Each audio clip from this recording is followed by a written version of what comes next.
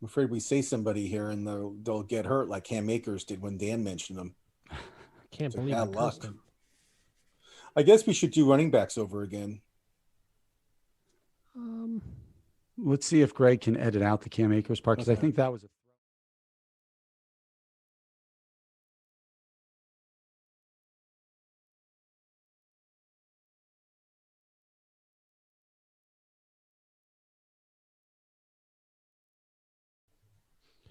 Hello, fellow fantasy sports fans. We are here on MFSN, and it's time for our waiver wire. As usual, Wednesdays. This time we're at 8 p.m. Eastern. We're moving times around. We're having to make some changes. 8 p.m. Eastern, 5 p.m. Pacific, but same drill anyways. We're still going to get you the best players. I'm here with Vlad to the Bone, Casey Scheinvold, and Ross the Boss. Hi, everybody. I'm Ross the Boss. And I want to talk baseball waiver wire with you, cowboy. Well, I'm glad that you do want to talk about it because Ross, if you didn't, that would be really awkward. All right, let's get to 60% and under owned in Yahoo or rostered. Who do we have at catcher for the people? We know the catcher is the tight end of baseball. It's hard to figure out who to add.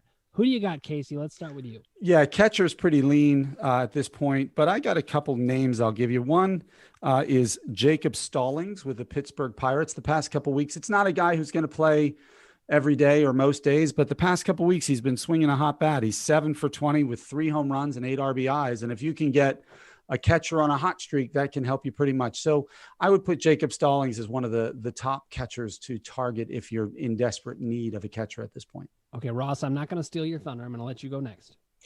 Somebody just came off the IL. Mitch Garver, male prostitute. Mitch Garver.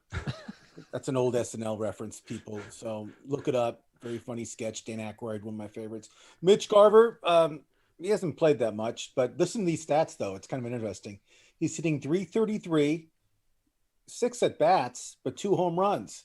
Nothing wrong with that case, right? 2 home runs and 6 at bats. So Mitch Garver, he's a streaker. As much as I want to say I love to play him every day, he'll go in streaks like he is right now. Pick him up right now. Drop whoever you have. Pick up Garver at catcher. He'll have a good 2 weeks. Then he'll die down again. But he's ready to play. He's rumbling. He's my main pickup as a catcher for this week. All right, this is a guy I said last week, but Eric Hasse, I think, is still Detroit. He qualifies in outfield too, which of course you're not going to play him in outfield, but it does show that he's getting in the lineup in different ways. In the last month, 11 runs, 6 homers, 15 RBIs, 1 steal, and a 246 average, which in today's day and age is pathetically not so bad. Yeah. Anybody else in catcher? I mean, we know how thin it is. The only other one I would consider is Roberto Perez of your Cleveland Indians, Dan. The last couple of weeks, he's been doing really well too. Again, 261, which is respectable, 3 home runs, 6 RBIs, 4 runs scored. The Indians are playing some decent ball as they're fighting and scrapping to try to get a wild card. And if this guy's hot, they're going to keep playing him. So it's another player you can consider there at catcher. All right. I mean, meanwhile, you've got guys like Dalton Varsho, you or Joey Bart. I think you'd take a chance on Joey Bart. He at least has a high pedigree. So if you're desperate, that's the way I'd go. First Dan, base. One more. Sorry. Oh, we got one more. You've mentioned him a couple times. He finally got called up, and he's not doing too bad, and that's Cal Raleigh with the Seattle Mariners. He was a hotshot prospect who was tearing up AA or AAA, wherever he was. He finally got the call. He's getting at bats. He's not producing yet, but it's somebody who has the pedigree, has proven he can hit this year. So he's another one you can consider if you're looking for kind of that lottery ticket type of catcher. All right. I'm glad we mentioned it. Now let's move to first base. Ross, the boss, you get to go first. So somebody's tearing up. I never heard of this guy till this week, Joe Nagorowski. I mean, John Nagowski. Not Jagowski. John Nagowski. He sounds like Ben a guy. DiNucci. No, I'm kidding. He sounds like a guy you would have in like your softball beer league. You know, now batting Nagowski. I mean, he has. No one's knows who is. I mean, he's available in like 94% of the leagues. I mean, I think he's getting picked up a lot. But the past 2 weeks, Casey, he's batting .439 with like 9 RBI. I mean, he's like tearing it up. I mean, he's hitting unbelievable. And he's getting at bats, which is important. And he's getting at bats, and he's playing first base for Pittsburgh. And for me, anybody who bats over 400 in 2 weeks, you got to pick him up. He's a streaker. So go ahead. Casey, who do you got? I was going to say this morning when I was going over my list, I was going to put Alex Kirilloff on that list, the young first baseman, right fielder for the Minnesota Twins. But it was announced this afternoon that he's undergoing wrist surgery and out for the rest of the season. So suddenly not a pickup. So I'll go with Josh Bell in Washington, the former Pittsburgh Pirates. We're going to focus on Pirates current and past, I guess, first baseman. In the past couple of weeks, he's batting over 300. He's got a couple home runs. He's scoring runs. He's got a few RBIs. This is a guy who's proven, 3 years ago in half a season, he hit over 30 home runs. So if he gets hot, he can certainly light it up for a while for you and your roster.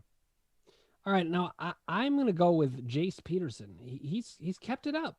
I didn't think that he would, honestly. I really did. And of course he didn't keep a batting like 450 or something like that.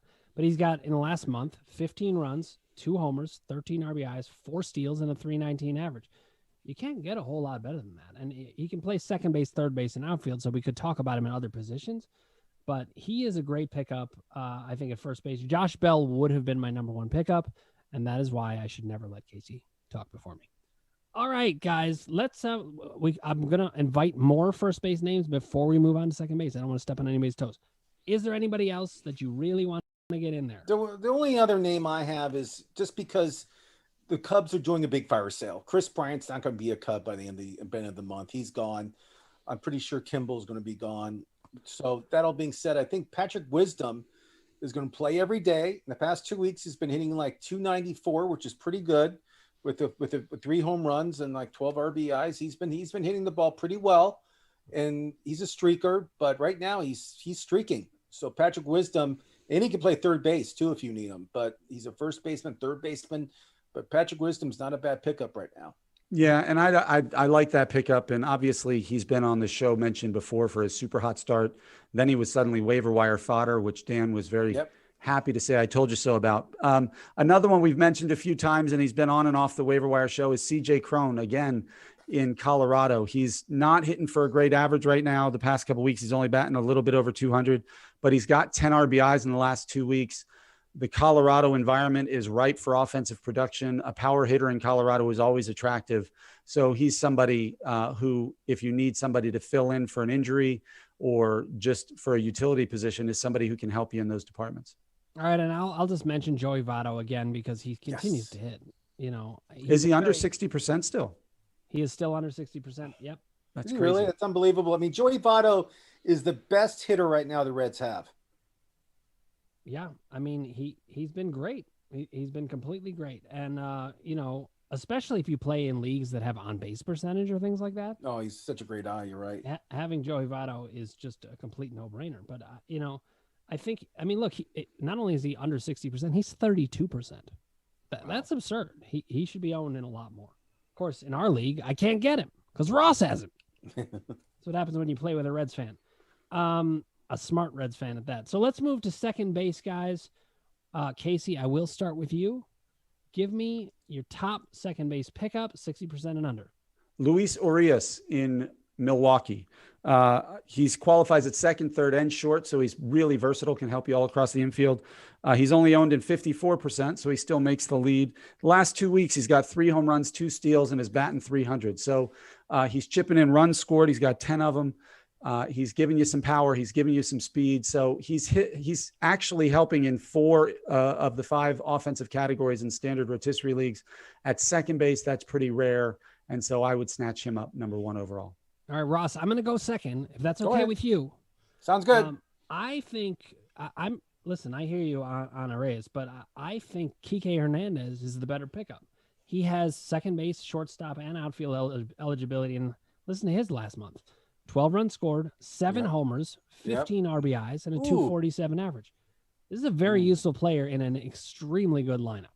So I think you want to scoop him up. I do have at least one more to mention, but Ross, I'll go to you first. Somebody I love. I mean, I followed this guy for many years. He's 37 years old, which in baseball terms is old man, is Jeb Laurie, plays for Oakland. Good pick. He's past 2 weeks, Case, he's hitting like 357, 3 home runs. He's been really, really hitting great. For the season, he's like 278, which is like unbelievable because everybody else is hitting like 230. But Jeb's been pushing it this past couple weeks. Pick him up. It's a good streaker. Yeah, and he loves Oakland apparently because he's been bad everywhere else he went. But the second Oakland signs him or brings him back, he suddenly can do it again. So that's a great pickup. And listen, certain players feel comfortable in certain environments. That's just the way it is. Jed Lowry's always felt. And good isn't it in amazing, Oakland. guys, how Oakland every year with such a small salary, they always make the playoffs. Yep. It's just amazing. It's amazing. Billy Bean, Moneyball. I don't know what it is. It's just the water in Oakland, I guess. Smart development is what it is. Dan, you said yet another second baseman. Okay, Who is it? I can't wait to hear another this. second baseman, and this guy, he's not even playing that well. But with Francisco Lindor going down, and by the way, I am wearing my Francisco Lindor Indians shirt because I'm not going to be able to wear it for much longer anyway. The team doesn't have a name, and the guy isn't even on my team. This is the most worthless shirt of all time. And he's hurt. But it's a classic now. It is a classic, but because he's hurt, I think that opens the door for Jonathan Villar. Okay. He's got second base, third base, and shortstop eligibility. The guy can hit for power. He also can be a complete difference maker in steals. Is he going to get all that playing time? Well, they say maybe not with what's his name coming back at third base? JD Davis. JD Davis. But I think Jonathan Villar is going to be in the lineup more often than not. You could do a lot worse than him. And he had a home run today, too. Yep. That's what happens when I mention him on the show. Instant home run. The only other second baseman I like, we mentioned last week, is Brandon Rogers of the Colorado Rockies. I feel Trevor Story's going to be traded. He'll be gone by the end of the month, and Rogers can play shortstop. He can play second. But with playing in Colorado, huge advantage for any hitter, and this guy's going to play every day, and he can hit. So pick him up now before Story gets traded. We'll see what happens. I'll just mention one other guy who's a little bit Fletch-like, okay? Josh Harrison of the Washington Nationals in the last month, 13 runs, only one homer, 14 RBIs, 2 steals, and a .319 average. Wow. It depends what you need. If you're looking for average, I'd scoop him up. Yeah, and Josh Rojas of the Arizona Diamondbacks is a similar player in that respect he's the batting leadoff every day for them right now. He qualifies at second short in outfield. He's going to steal bags. He's going to score runs. He's not going to hit a lot of home runs and hit a lot of RBIs, but he's not going to hurt you necessarily in any of those categories. And one other, if you need steals, go for Dylan Moore. He's not that good of a player. I admit it, but he is going to steal a lot of bases. If you need cheap stolen bases, plug him in at second base. If you have a weak spot, you might as well make gains in some area. All right, guys, let's do third base. Ross, I'm going to let you go first this time because I'm a gentleman. So, as I'm mentioning, JD Davis, third base for me this week is probably the weakest position for me. JD Davis, he had 2 home runs on Saturday. He didn't play today, but he's the everyday third baseman. I feel he's going to have a great 2 months. Pick him up if you need a third base. Another guy we talk about, he's versatile, is Ty France. He's been killing the ball too. I like him also, but those are my 2 third basemen. But again, third base is not slim pickings right now. Yeah, I agree that it's slim pickings. I was going to mention Ty France, but I'll say Nolan Gorman. And you might be saying, who's Nolan Gorman? He's in the minor leagues. He's a third baseman who's tearing it up in St. Louis's farm system. He's been a top prospect for a few years. There's talk of him coming up to play second base in St. Louis. If he gets that opportunity, he's somebody who can help you pretty quickly in the hitting department with power and average and RBIs. I don't know if it's going to happen, but if you have the space to stash somebody on your roster, especially if you're in a dynasty or keeper league, he's somebody I would keep a close eye on. I think that's a great pickup. Just to mention, do not pick up Starlin Castro because he's not going to be with the team for a long time. There were some charges of domestic abuse. He's not going to be back for a long time. But if you do need somebody, Wilmer Flores is not the greatest pickup of all time, but you could do a whole lot worse. You really could. He's got first base, second base, and third base eligibility. Ty France is the guy I would go for before then. I'd go for Jace Peterson before him. I might even go Josh Harrison before this guy. But I'm just to mention another name, Wilmer Flores, not a bad idea. And listen, if you play in a deep league, you're going to need players like that. So I do agree with you guys, though. Third base is just abysmal. I'll mention Alec Baum also. He has COVID, so he's not going to help you for the next, I don't know how long, but hopefully he'll be back soon. He's 53% owned. I think he's a good guy to grab. Jonathan India has gone above 60%, so we can't mention him. Yeah, he's gone. But that's it. Third base, not easy pickings. And in fact, Casey and I struck a deal. I traded my backup third baseman, and immediately Justin Turner went down. Oh, So really? now- yep. Yeah, So he'll be back soon. It's not a big injury. I live in Los Not Angeles. only did Justin Turner get dinged up, but Alex Reyes, the closer that I dealt with, blew up on my roster. So far, so good. I played it perfectly. Now let's go to shortstop.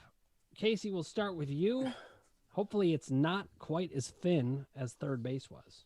I have a couple of names. One is somebody we Yankee fans love is Didi Gregorius in Philadelphia. He's not lighting the world on fire right now, but he's a name. He was hurt for a while, who can give you some real power out of that left-handed swing for shortstop.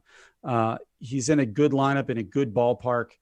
He's somebody who, if you're taking a flyer on somebody, that's who I would take the flyer on. Ross? Somebody that's not even hitting his weight, I don't think he's hitting his weight, is Paul DeJong. You're saying, why do you want this guy? Casey Scheinfeld, you know why I want this guy? In the past 2 weeks, he's hitting like 457, 3 home runs. He's not going to hit 180, whatever he's hitting right now. He's going to hit like in the 250s, 260s. He'll go on a big hot streak like he's doing right now. Pick up Paul. He's a streaker. He's going to have a great second half.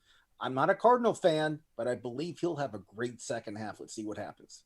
Yeah, and listen, sometimes you have to take the chance on guys like that who you just know have put up numbers before. Other times you may want to go with a lineup kind of decision, like Lurie Garcia of the White Sox. It's just nice to have a piece of the White Sox. He's not even in the lineup all the time, but he's definitely good to have. A guy I would rather have, though, and I've talked about this before, is Miles Straw. Also not in the lineup all the time, but at least when he does play, he's going to get you some serious stolen bases. And at this point in the year, you can size up which of these stat categories matter. In fact, the reason Casey made that deal of a closer to me is closers are worthless to him now. And I knew it, and he knew it. He needed a second baseman that also happened to qualify at third base. And I sent him a guy that I can't even remember now. Eduardo Escobar. I did remember him. Isn't he a drug dealer? No, that's Pablo.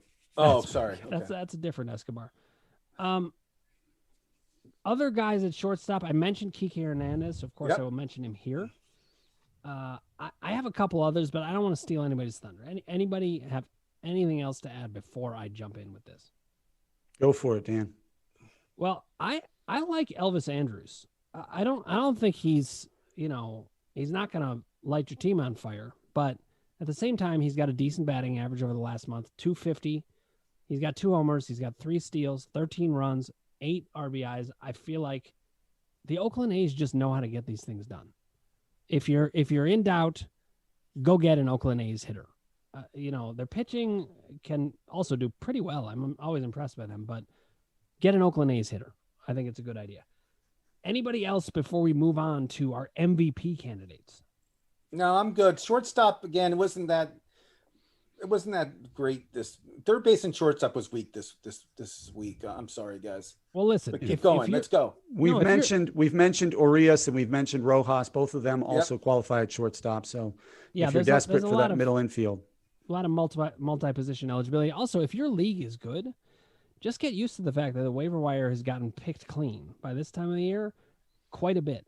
Look for trades. If you can look for trades to get the solution if you can't find it on the bench. But Jonathan Villar also available at shortstop, so I'll just put a plug in for him there. Now we are going to talk about the MVP candidates in real baseball. That's the idea, right, guys? We're not talking fantasy MVP. Right. We're talking real baseball. Actual baseball MVP.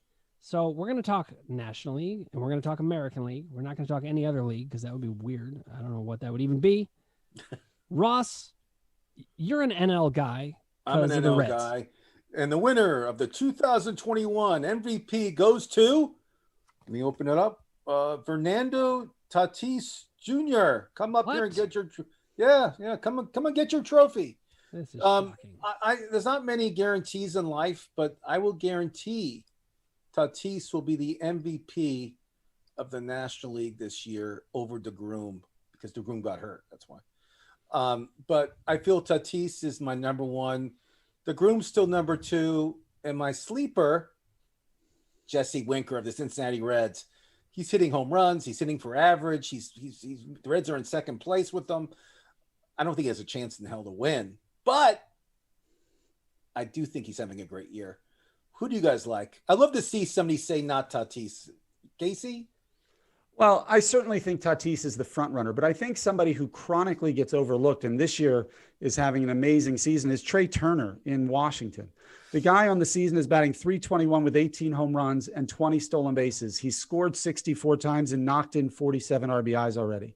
Like, that is MVP level production. I know the Nationals are Juan Soto's team, or he's the kind of named player on that team, but Trey Turner is as valuable as almost anybody in the league. So I have him on that list. But my other one is Freddie Freeman. I mean, this guy has won it before, obviously.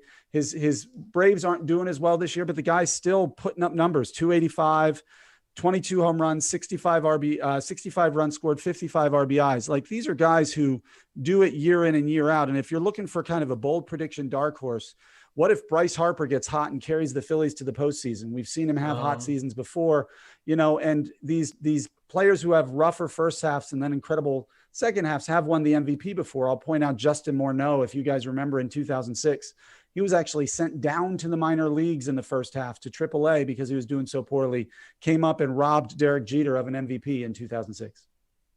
Okay, well, there's just a couple I want to mention. Now, this guy's obviously not going to win MVP because he's out for the year, but Ronald Acuna was on the way to having a potential MVP season. He easily could have beaten Tatis, so I just want to mention him. The guy who I actually think could win MVP that would totally crack me up is Juan Soto. Because Juan Soto started off slow. Sam Jacobowitz convinced me, maybe I'll take a chance on Juan Soto over Acuna. Then I bailed on Soto. And now looking at it, his last month has been so insane.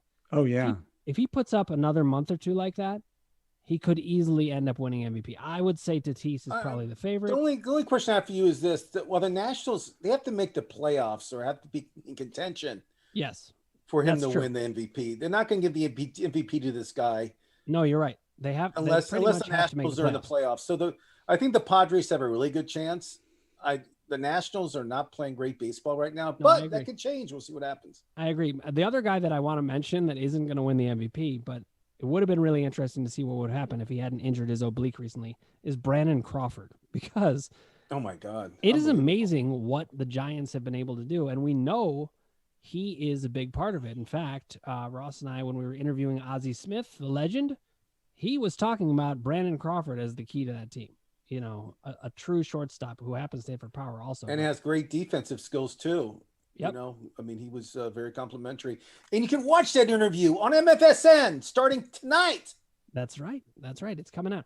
Now, I wanted to ask a question. Ross, you mentioned, Jacob deGrom, and pitchers don't win MVP very often. I know, but deGrom, but they do sometimes. DeGrom stats. I mean, I know they win it sometimes. They're like, you already have your award. You have the Cy Young. Stay out of MVP. He's just the stats are just. Ask Casey. His ERA is under 1. He's challenging Bob Gibson for the greatest single season ERA. The guy's just unbelievable pitching. But this is what I'm saying. You have to be that outstanding as a pitcher to get in the MVP conversation because of that. Nobody else really is. Walker Buehler's having a great season, but he's not going to be the MVP. He could win the Cy Young, but not with DeGrom out there probably. All right, let's talk American League. Casey, we're going to start with you since you're an AL guy. I'm so curious to see what Casey picks. Well, my top 3 are obviously Shohei, and what he's doing this year is otherworldly. It's hard to argue against him because he's doing it both on the mound and in the field.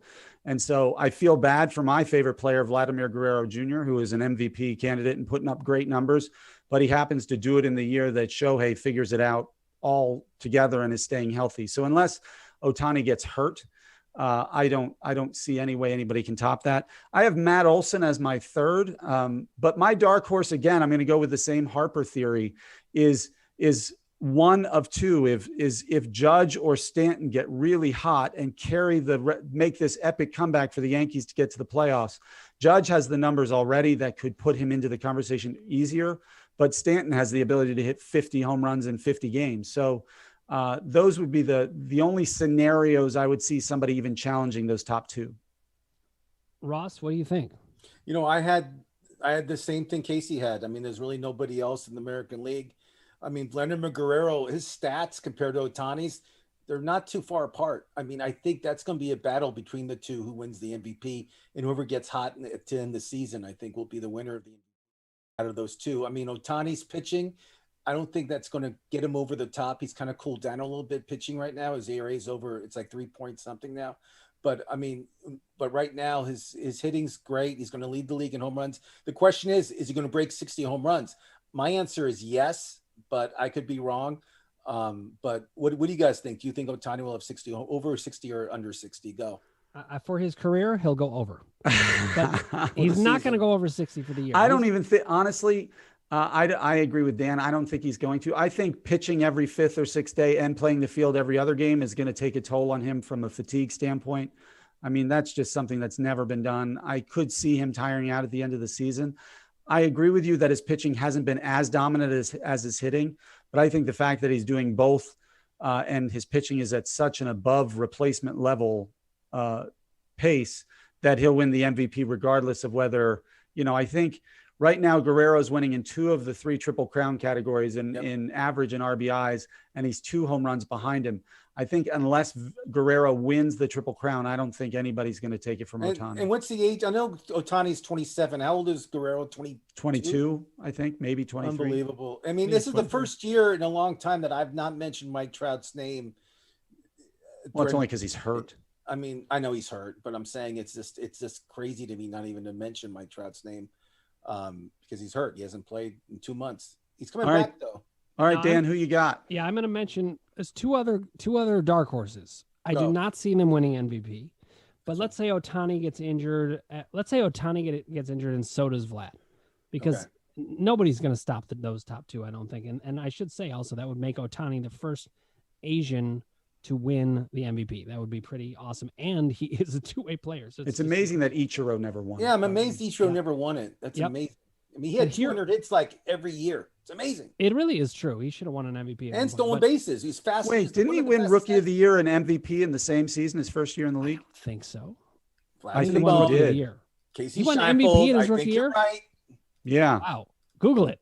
Well, let's Google. Keep going. I want to hear 2 dark horses. All right. Here's the 2 dark horses. You ready? I think he and Fred Lynn. Third baseman, Rafael Devers. This guy is leading the Red Sox, and this is a surprising Red Sox team. If he has a big last couple months, he can get himself into that conversation. He's already very good. Another guy, comeback player, Jose Altuve. I know people love to hate the guy. I agree. What happened? These 2 guys are MVP-type candidates. And look, even Xander Bogaerts could get in there. These teams are doing great because of these players. I'm not saying they're the favorites. We know who the favorites are, but that's who I would say. One other guy worth mentioning is Bo Bichette. You're never going to give somebody on the Blue Jays MVP and have it not be Vlad. But Bo Bichette has been great. Seriously, like MVP caliber candidate. Yep. All right, guys. In 2001, Ichiro was Rookie of the Year and Most Valuable Player. He was. I forgot that Ichiro won the MVP. So, you know what? A shout out to the Asian community that you can win the MVP, and it's so not even notable that we forget about it. Really, though, that's huge. I'm glad he did, because he was that kind of player, a completely amazing player. But this would be the first 2-way player that I would see winning the MVP. I mean, who was the last one? I don't even know. Babe Ruth? There wasn't an MVP back then, but he was the last good one. All right, guys, let's move to outfield. Who do you got for 60% and under? Ross, we'll start with you. I have Jock Peterson. Ever since he moved to Atlanta, he's been killing the ball, and he's playing every day. Atlanta fans love him. That stadium is easy to hit home runs out of. Jock Peterson is a great pickup right now. He's one of these guys that's going to play every day, just not against left-handers anymore. He's an everyday outfielder. Somebody else we mentioned last week is AJ Pollock. I mean, this guy has been destroying the ball. I mean, he's been just hitting over 400 the past couple. I mean, he's just been on fire. For me, AJ Pollock with the Dodgers is a great pickup right now if you need help in the outfield. I have a couple more, but I'm going to let you guys go. All right, Case, I'm going to jump in since I've been letting you guys go first. Generally, there's a guy I want to mention because he has won me over in a way I wouldn't have expected him to, and that's Hunter Renfroe. He is not the wide receiver for the for the Las Vegas Raiders. Vegas, Actually, I don't even know where he plays anymore. Las Vegas Raiders. You're 100% right. Keep going. But the Boston outfielder, Hunter Renfroe, in the last month, 13 runs scored, 6 homers, 21 RBIs, 262 average. And I'll tell you the reason he's won me over. I don't think he's that different of a player now, but he is playing in a great lineup. And that means he's going to get great pitches to hit. It also may mean he's learning from these guys. You know, I've learned not to underestimate these major leaguers. They get up there, you're like, this guy sucks. Guess what? You give these guys enough time, a lot of them become absolute juggernauts. He could become a great player. So I think scoop him up. I think he's got a big 2 months coming. Casey, how about you? I have a couple, but one that I still can't believe is under 60% owned. Now he's up to 52% owned is Avisail Garcia in Milwaukee. The guy has been solid, not only in the past month where he's hitting the ball for average and power and driving in runs, but his season, he's batting 260, 17 home runs, 57 RBIs. He's even chipped in a handful of steals. That's just, I don't understand why he's not getting the love, especially when every other Milwaukee outfielder seems to suck right now, including Christian Yelich, who I own. I don't understand why he's not owned. It is strange. Ross, I do have one more, but it sounded like you were kind of chomping at the bit. I'm going to let you go first. No, I'll just say one. He played for your Cleveland Indians last year. The Reds picked him up this year. Tyler Naquin. He's hitting 324 the past 2 weeks. He's been on fire for the Reds. He's plays every day. If you need somebody to help your average on your team, he's your man. Pick him up now. All right. Well, I'm going to mention another guy that I don't understand why he's 42% owned, but Akil Baddoo of the Detroit Tigers. His last month, 15 runs, 2 homers, 15 RBIs, 6 stolen bases, and both of those home runs have come in the last 2 weeks, so his power's going up. Yep, but he was a good player to own anyways. And meanwhile, now this is weird. I did a little search, didn't expect anything to change, but somehow Kike Hernandez's numbers got better during this time of the show. They added in another day. A miracle. Kike Hernandez had another home run and his average went up. So I guess he's getting better. I'll also mention Andrew Vaughn. This is a young player in a great White Sox lineup. Seems to be figuring out how to hit. I would not be sorry to have him on my team. And I know, Casey, you scooped him up in one of our leagues, so you're enjoying it. Yeah. Anybody else in the outfield, guys? I would mention, he's a rookie. He was a hot shot prospect who started the season with the Seattle Mariners and then got sent down because he's not doing well, but he's back up again. That's Jared Kelenic. He's still only 53% owned. And also I would mention, I had one other here. Let's see. Where is it? Oh, there. Robbie Grossman. We've talked about him in the past. He was running great, doing well with the Detroit Tigers. A little bit of a slump there not too long ago, but he's been doing well again with 3 home runs, 6 RBIs, a stolen base in the last couple of weeks. He seems to be getting hot again. This is a guy who's proven he can hit for stretches of a time. So he's somebody I would target too if I needed some outfield help that could chip in and steals. And I actually went to his bar mitzvah. I think Dan and I were both at Robbie Grossman's bar mitzvah, weren't we? Yeah, we were. Who was the other guy we went to? I can't remember. It was the bar mitzvah tour. It was Alex Bregman, I think. Yeah. No, I mean, there's so many, but Robbie Grossman really sounds like that. Guys, I'm going to mention one other.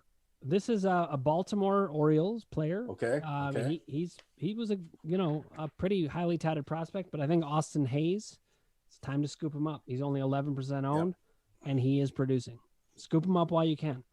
Anybody else, guys? No, I'm good. So we're going to pitching. Let's go to pitching. This is half the game. Starting pitching. Sounds good. Pitching. We're going to start with starters. And Casey, you are going to start us off 60% and under. Who are your guys? I'm going to mention him again. I mentioned him last week. Kwon Hyun Kim in St. Louis. He's not a strikeout pitcher, but his last 25 innings, how many earned runs has he given up, Ross? 0. That's pretty impressive, regardless of whether you're striking out. If you need help in ERA and whip, he's helping everybody in spades. And one other guy I'd like to mention is Jameson Taillon. We've talked about him a couple times for the Yankees. Taillon seems to have figured it out. Maybe he's getting healthy again. I don't know how long it's going to last, but Taillon in the last few starts has been great. He's getting wins for them. He's striking out almost a batter an inning, and his ERA and whip are in the elite range right now. Ross, who you got? You hate when I mention this guy's name because he plays for Colorado, but it's John Gray. He's been great. John Gray, his past 5 starts, ERA around 2.68. Has been pitching great. But the news on him is this. Colorado Rockies aren't going to the playoffs. They're in last place by a lot of games. Casey Scheinfeld. So that being said, John Gray pitched against the Dodgers last week, and he was like unhittable. He was unbelievable. Now, Trevor Bauer is not coming back to Los Angeles. He's never going to pitch for the Dodgers again. The Dodgers need a starter because Kershaw's hurt. They're in deep trouble with the starting situation here in Los Angeles, and they want to win now. John Gray will be a Dodger, and you'll see him being traded very soon, and he'll be wearing the Dodger blue, and he'll be pitching on a winning team in the friendly confines of I can't even say the name. The friendly confines of Chavez Ravine. Dodger Stadium. It was too fun to let you say. I know, no kidding. He was saying like chef somebody. I know. But that all being said, I feel John Gray right now, you should pick him up because he's not going to be a Rocky much longer.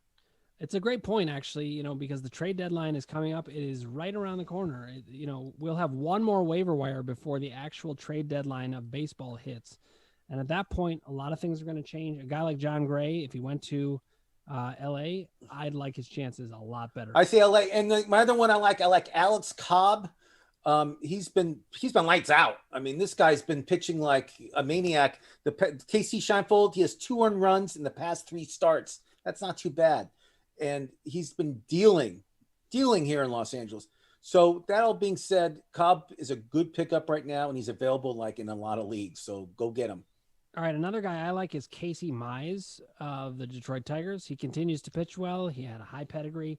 I like a guy I can trust. I think it's 5 straight starts with 2 earned runs or less for him. And he could be Rookie of the Year, too. Yeah, I do not expect Casey Mize to be any trouble to anybody, and he's 49% owned. Another guy that I've really come to believe in, I don't think he's going to be a total difference maker, but he can be a guy who fills a lot of your innings. And meanwhile, he sounds like he should be like someone from a cowboy movie. Shane McClanahan came to Great town, name. and he came to take your lives. Shane McClanahan, 20 innings pitched in the last month, 24 strikeouts, 2 wins, 3.54 ERA, and 1.13 WHIP. He's looking really good to me. I'd scoop him up everywhere you can. Other guys we've missed? Who do you I'd mention 2 that aren't actually playing right now. One is you mentioned the Tampa Bay Rays with Shane McClanahan. I'm going to say Shane Baz, who's in their minors right now and is still he's pitching great. We know they're going to try to manage pitchers' innings down the stretch because of the shortened season last year and trying to keep everybody fresh. So I could see him coming up and having a chance to prove he's worth adding. And Luis Severino, the Yankees. Where is he coming up?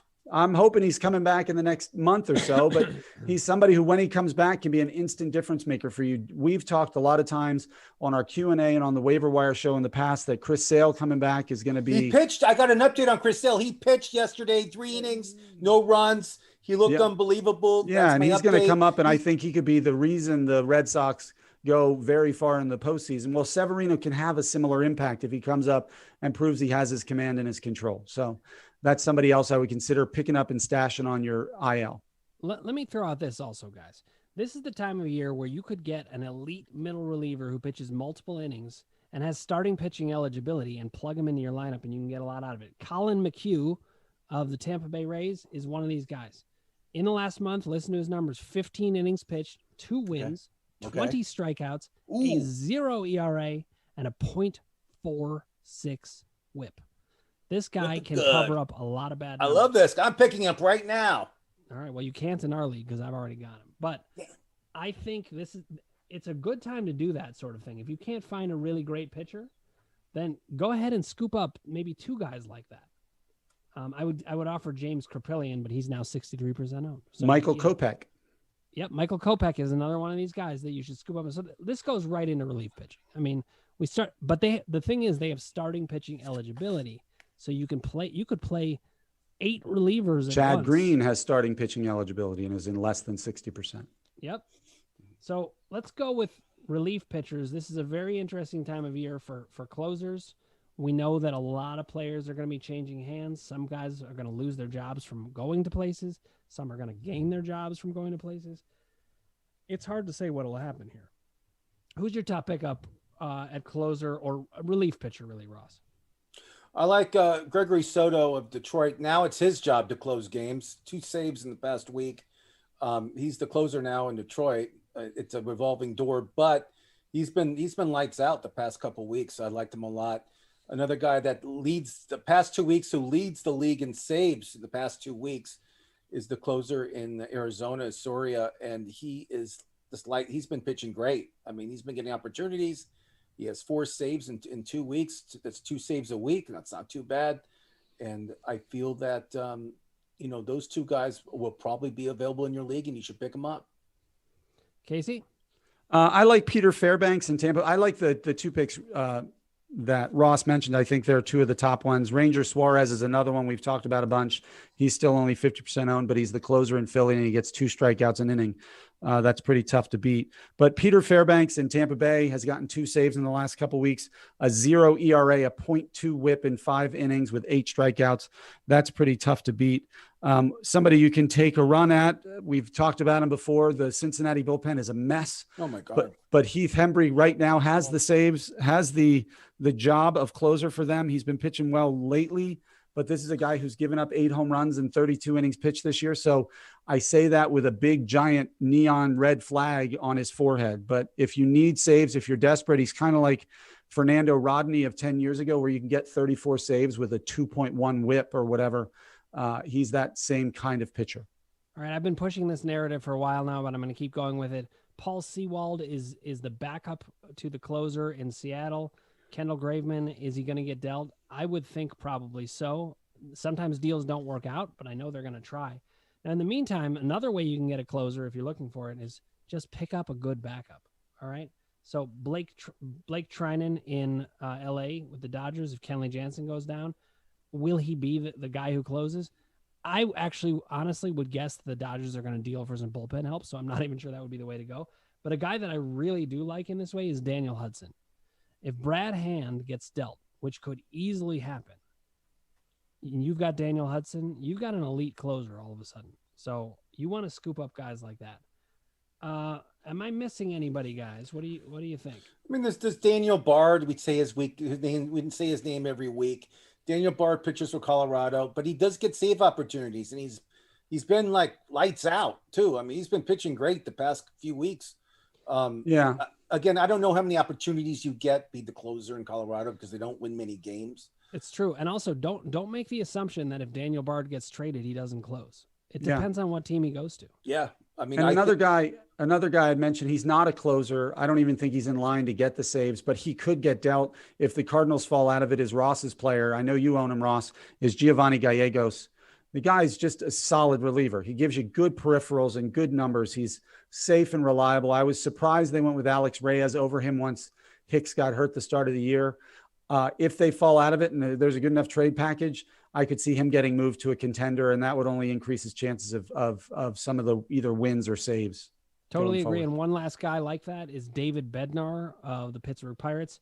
Richard Rodriguez getting traded, to me, is a pretty strong foregone conclusion, though you never know. Sometimes trades just break down. So the trade deadline, guys, is July 30th, 4 p.m. is the deadline. Do you think there'll be a lot of trades going on between now and then, or do you think it'll be quiet? What's your predictions? I think trades are going to start to fly, I would guess, but this weekend. This weekend is when I think things are really going to start to ramp up. But a lot of teams are looking to pounce before other teams take action. So it could start anytime. Casey, what do you think? We always, every year I get really excited the middle of July to hear about all these big names on struggling teams or impending free agents that are going to be moved. And it's usually only 10% of the players that are talked about. I think Chris Bryant and Craig Kimbrell are probably the 2 biggest names to be moved on the trade deadline. I'm not sure. I don't think you're going to see a Joey Gallo. I'm not even guaranteed you're going to see a Trevor Story get dealt. You might see some of the smaller names, the Richard Rodriguez's of the world, who aren't small players from a fantasy perspective, but are small in terms of their star power or name power. I don't think you're going to see fire sale big name players, but you're going to see some trades, but I always feel let down because I'm waiting to see like this team acquiring this superstar who's going to, Kirk Gibson them to the World Series, a la the Dodgers. But I just don't see it. Well, let me make one comment about that. I actually think one of the reasons that's happened is salary cap structure, because there are so many big contracts. There's just certain players that just cannot be moved. Yeah, but is there a salary cap in Major League Baseball? No, sorry, not Oh, a salary but the cap. luxury I'm tax saying, gets huge. Is there a luxury tax? I didn't even know there was a luxury tax. There is a luxury tax, there but is, I didn't mean to say salary cap. What I meant to say is that people are hamstrung by some of these contracts. Oh, And yeah. I mean, it's different than the old days when. I mean, you can never move, no matter how bad the Yankees get. You're not going to move Stanton. Like right. $30 million a year for a DH who hits for 255 is hitting 280. Tomatoes. Again, but you can't deal them. Well, listen, next week's going to be really exciting because it's leading up right to the trade deadline. So you guys got to tune in, find out who to pick up. We are here for you. If you haven't already, click subscribe, ring the bell for notifications, hit like if you like what you're hearing, put your comments below, and we will get back to you personally. See you next week. Oh, yeah. From Kill Cliff, the #1 clean energy drink in the mind of Joe Rogan, comes the Flamin' Joe. Sugar-free, B vitamins, electrolytes, all them good drink things. An epic spicy pineapple fusion from out of this world, straight into your drink hole. Only